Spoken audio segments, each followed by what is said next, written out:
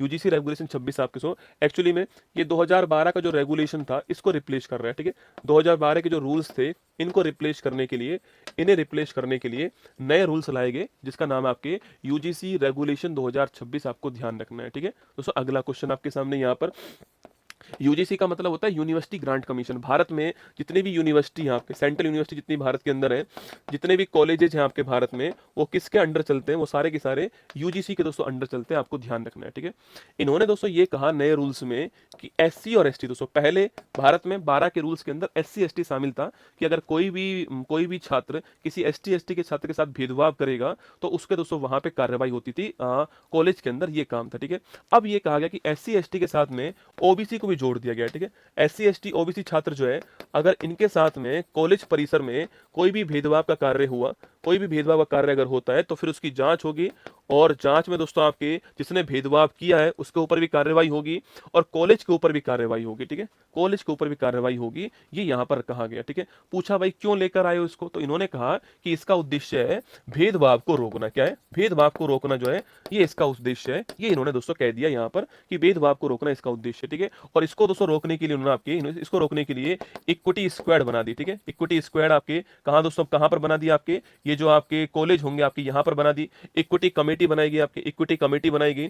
24/7 एक नंबर जारी कर दिया गया जहां पर इनमें से कोई भी छात्र शिकायत दर्ज कर सकता है। तो सब इस शिकायतों का ये कहना था कि इससे भेदभाव कम नहीं होगा, इससे भेदभाव बढ़ेगा, ठीक है। तुम जो ये अलग अलग नाम लिख रहे हो ना, ये जाति के जो नाम लिख रहे हो तुम लोग, इससे तो भेदभाव बढ़ रहा है, ठीक है। ये जो आपके जातियों की जो बात कर रहे हो आप लोग, इससे भेदभाव बढ़ेगा। तो इसका विरोध किस बेस पे हुआ? इसका विरोध का आधार था कि भेदभाव कम नहीं होगा, भेदभाव बढ़ेगा, ठीक है।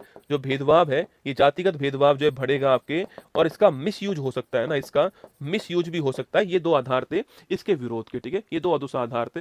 जो मामला सुप्रीम कोर्ट पहुंच गया, सुप्रीम कोर्ट में जो है इसकी पीआईएल जारी होती है ना, सुप्रीम कोर्ट के अंदर पब्लिक इंटरेस्ट लिटिगेशन जो है वो आपके दायर की गई आपके, और सुप्रीम कोर्ट में सुनवाई होती है, ठीक है। कब होती है? सुप्रीम कोर्ट में दोस्तों कल सुनवाई हुई आपके, और कल सुनवाई के अंदर सुप्रीम कोर्ट ने इसके ऊपर स्टे लगा दिया है, ठीक है।